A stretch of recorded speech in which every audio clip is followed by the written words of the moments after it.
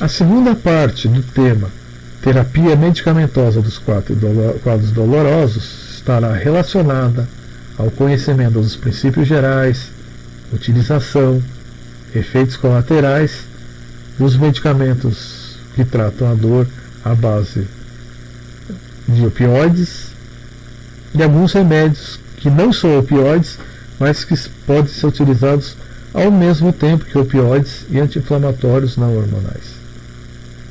Então, para os opioides, os princípios gerais fundamentam-se em estudos da Organização Mundial de Saúde que o uso de opioides pode aliviar a dor e sofrimento de pacientes oncológicos em 75% a 90% dos casos.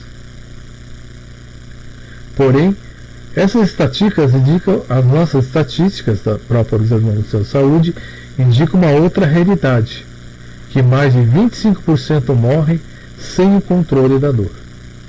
O que existe ainda é um grande tabu por parte da indicação de opioides em relação aos seus efeitos colaterais. Esperamos que a seguir nós possamos identificar esses efeitos colaterais e como eles agem, para saber que um uso precoce e uma dose controlada ela pode ser eficaz. E muitas vezes ela não precisa ser prolongada ou duradoura. O alívio da dor no câncer, a dor oncológica, que tem altos índices, uma dor muito severa, uma dor grau 4, é considerada pela Organização Mundial de Saúde um problema que fere direitos humanos, porque o seu controle ou manejo inadequado é reputado um grave problema de saúde pública em todo o mundo, em países desenvolvidos e em países em desenvolvimento também. O termo opioide, ela se remete a toda substância natural ou sintética que exerce uma ação que interage com receptores específicos distribuídos no sistema nervoso central, que induz uma analgesia por ativação do sistema inibitório opioide dependente, na formação reticular do tronco cerebral, na medula espinhal e no sistema límbico. Os opioides compreendem as drogas semelhantes à morfina, que são antagonizados pela naloxona, um antagonista opioide. Essas drogas modificam o componente também de afetividade, motivação e comportamento da dor, reduzindo o sofrimento, a ansiedade e produzindo sedação e aumento da tolerância à dor. A inclusão dos opioides no regime de analgesia demonstra boa resposta à dor de caráter nociceptivo e resposta variável às dores neuropáticas com favorável relação de risco-benefício. Como é selecionado e dosado individualmente as doses de opioides? A escolha do opioide mais adequado deve basear-se a princípio da intensidade da dor. Em geral, em dores de pequena intensidade, essa classe é da analgésica, segundo a escala analgésica de OMS, que vimos no começo na parte 1 da aula, não está indicado, sendo indicado os anti-inflamatórios não hormonais e algumas drogas adjuvantes.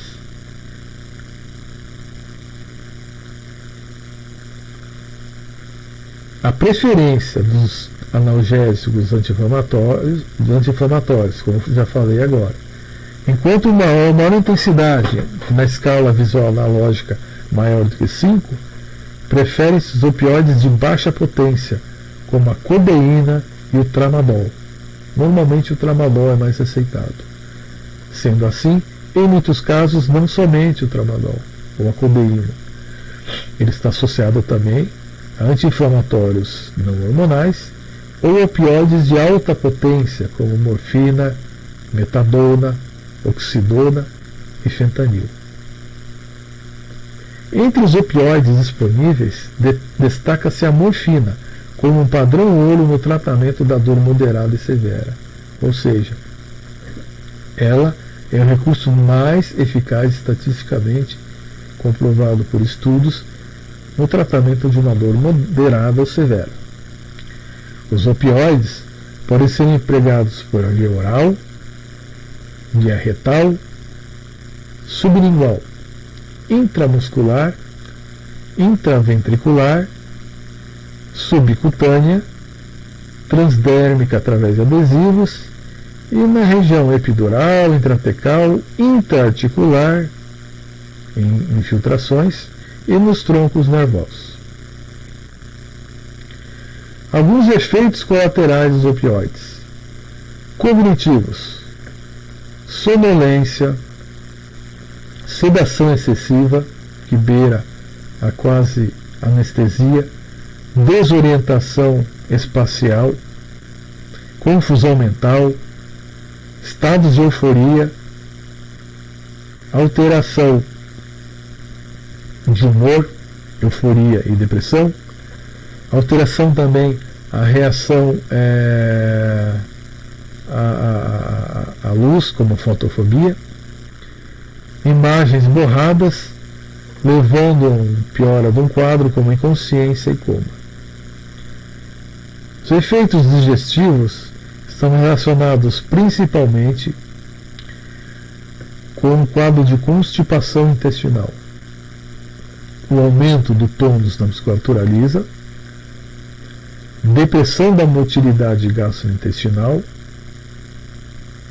o maior tempo de esvaziamento gástrico, redução de concentrações de ácido clorídrico da secreção do pâncreas, a constipação intestinal, o espasmo no trato biliar, cólicas extremamente dolorosas, náuseas e vômitos.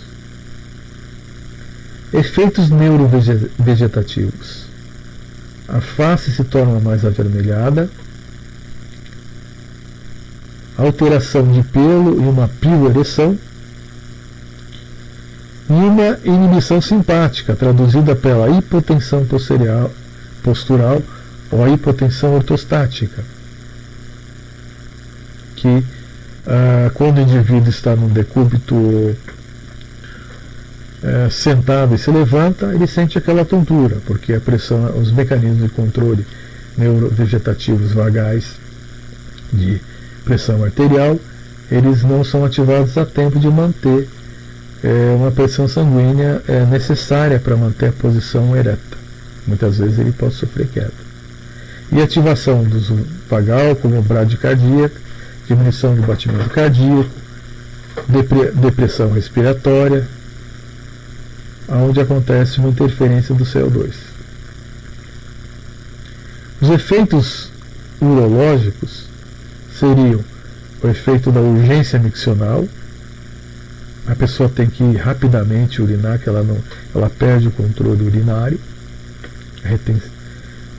Pode acontecer o contrário também, como retenção urinária pelo espasmo no esfíncter da uretra. E também, em alguns casos, a diminuição do libido ou do desejo sexual, independente se é homem ou mulher. Efeitos de tolerância ou acumulação: existe a necessidade de adaptação da dose dos anti-inflamatórios opioides. A dose de qualquer anti-inflamatório, tanto não hormonal como opioide, ele deve sofrer uma adaptação com seu uso de média prolongado. Alguns efeitos colaterais de dependência e vício. Quando a dependência é física, ela é caracterizada por uma síndrome de abstinência, ou seja, lacrimejamento, espirros, bocejos, agitação, dor no corpo, diarreia, psicoses e alucinações. É comum, mas não constitui obstáculo para o uso de opioide, desde que seja evidenciado algum desses sintomas precocemente. A dependência psíquica, onde o sujeito vai encontrar um comportamento de obsessão compulsivo na busca por uso do opioide para fins recreacionais. Raramente de 2 a 18% nos doentes que utilizam para alívio da dor. O uso das drogas adjuvantes, que também são conhecidos como medicamentos coanalgésicos, eles têm como objetivo aumentar a eficácia de analgesia dos opioides e dos não opioides, prevenir e tratar sintomas que aumentam o quadro de dor e colaborar com o manejo da dor neuropática, que normalmente a dor neuropática é uma dor crônica. Então, no controle da sua intensidade e às vezes até da sua localização também. Eles podem ser utilizados em todos os degraus da escala analgésica da OMS, as drogas adjuvantes. Entre os coanalgésicos temos os corticoides, como a dexametasona, que são anti-inflamatórios hormonais, os anticonvulsivantes, como a carbamazepina, a gabapentina, o topiramato, a bregabalina, que é muito utilizado, que veremos a seguir, e os antipsicóticos, como a clorpromazina e o haloperidol. Ainda como coanalgésicos, temos antidepressivos tricíclicos, como a mitriptilina e a imipramina, alguns antihistamínicos, como a promethazina, receitados para quadros alérgicos respiratórios, de pele, dentre outros, a ketamina, que é um anestésico local, e algum outro tipo de anestésico de uso mais extenso, como bifosfonato. Todos esses agentes coanalgésicos são sinérgicos aos opioides, ou seja, podem ser associados em doses mais baixas do que prescritas individualmente, isoladamente, o que pode reduzir o potencial tóxico de cada um. Se for um medicamento indicado na dose isolada, sem opioide, ele vai ter um valor diferenciado.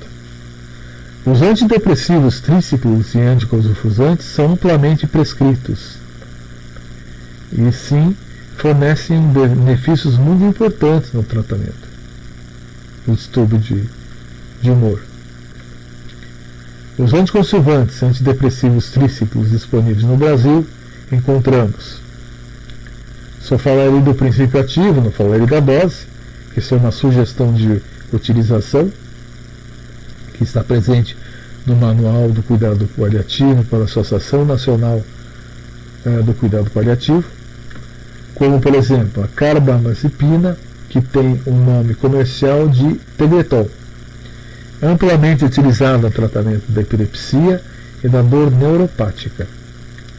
Temos a gabapentina, que é um neurotin para crises de comportamento ou de humor, a pregabalina, que é conhecido comercialmente uns nomes como Prebictal, utilizado também em crise convulsiva e dor neuropática, a amitriptilina, o Omitril, que trata depressão e incontinência urinária noturna, e a nortriptilina, que é o Pamelor, que é um antidepressivo.